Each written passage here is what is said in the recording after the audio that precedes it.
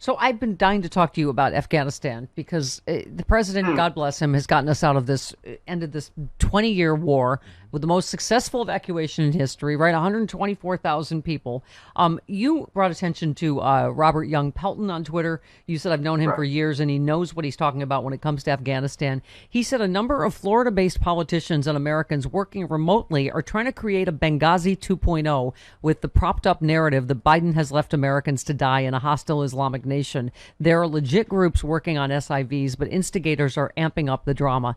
These are these private charters they're trying to do, and then they go on Fox and say it's a hostage crisis and the Taliban is holding Americans hostage because of Joe Biden, when they don't have the correct paperwork. But the Taliban, as far as I can understand, is not holding anyone hostage. It's because they're not doing it through the State Department or the Biden administration. Well, They're doing it to try to trip the Biden administration up. Am I reading the that wrong?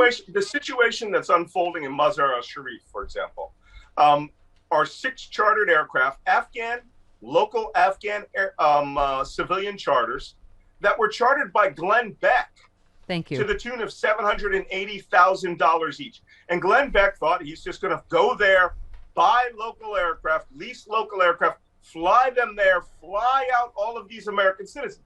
Well, there's some things that you need to understand. Right. Okay, the Taliban may have been a terroristic regime, a misogynistic, patriarchal, tribal society, but they now run the government of Afghanistan. Right. They have a say as who can and cannot leave that country. So they control their airspace.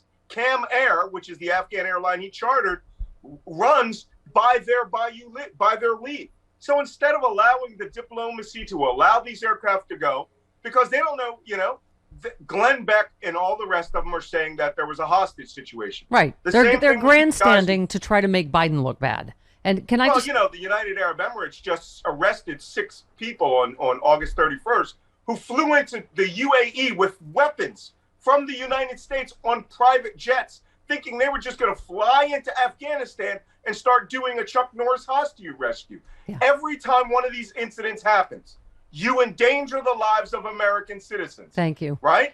I mean, when you go into these countries with weapons, you're now the bad guy. Yeah, it's And these grandstanding look, congressmen it's that not the flew Taliban. in and took seats that Americans should have taken on flights going out of Afghanistan. Anyway, let me just It's tell you. not the Taliban you have to worry about. It's the local tribes that run that country. Right. And they will turn you into the Taliban. You will endanger the life of every American citizen there.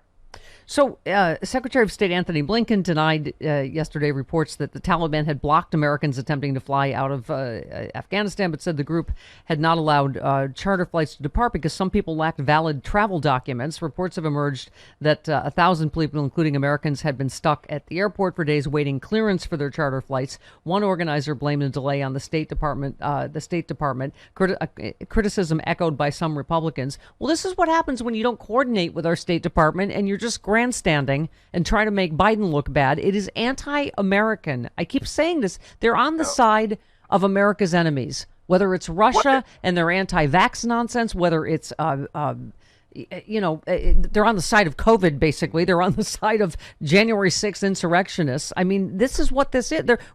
People are openly rooting for the Taliban, right? If it makes Biden look bad. Yeah, dial it back to grandstanding. All of this is about, and there are hundreds of thousands of people that want to get out of Afghanistan that are qualified to leave that country. Right. But there are also millions of economic refugees. I've mentioned this before. There are 4,500 Afghans being held by Australia that had managed to make their way down to Indonesia and Malaysia and get on boats to enter into Australia over the last 20 years because they want to go to a better life. There are 38 million Afghans.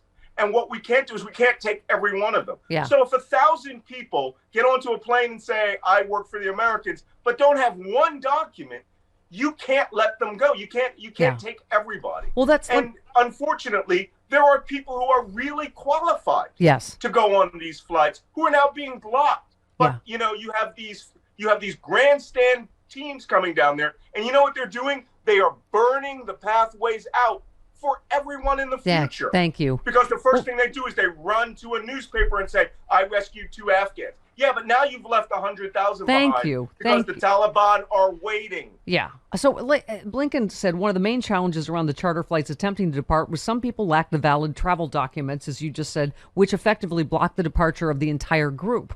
And it's my understanding the Taliban has not denied exit to anyone holding a valid document, but they've said those without valid documents at this point can't leave because all these people are grouped together. That's meant that flights have not been allowed to go. Blinken added the Taliban were upholding their commitment to allow Americans with valid travel documents to leave. We are not aware of anyone being held on an aircraft or any hostage-like situation. This is Mike McCall. That's the guy. Republican, went on Fox News, Malcolm, and said the Taliban were holding passengers hostage for demands. I mean, this is despicable, anti-American, just chaos agents doing this. Blinken said the U.S. has no means to verify the accuracy of passenger manifests, among other issues. He said these raise real concerns, but we're working through each and every one in close coordination with the various initiatives and charter flights that are seeking to evacuate people. But I just want to emphasize there are a lot of issues to work through. But, you're right. They got to hurry and go on Fox News and say there's a hostage situation and it's Joe Biden's fault. Yeah. I was the chief of a school called the Advanced Terrorism, Abduction, and Hostage Survival School. And let me tell you something. So what was the demand? What was it specifically the Taliban said they wanted in order to release those people? If it was accurate travel documents, and right now, they've been letting people who have worked with the Americans leave, who actually have letters of commendation, who have these things. And it's dangerous to go up there and tell the Taliban that. Yeah. But the Taliban is not a homogenous organization. It is made up of individuals from tribes and all other organizations. The leader of the Taliban had a hard time getting journalists freed yesterday by his own forces because they come from different tribes. What these people are doing is they are taking situations that they have created, right? By going and chartering these flights. And the people who are running the airport are saying, well, who are you? What are you doing here? Right? They don't know what's going on. So country has to be reorganized, granted. They are putting back into place airport controls, granted. Yeah. They own that country. We have to work within the diplomatic world to allow the few Americans that are left over to stay. And many of those Afghan Americans chose to stay. Yeah. Yep, absolutely.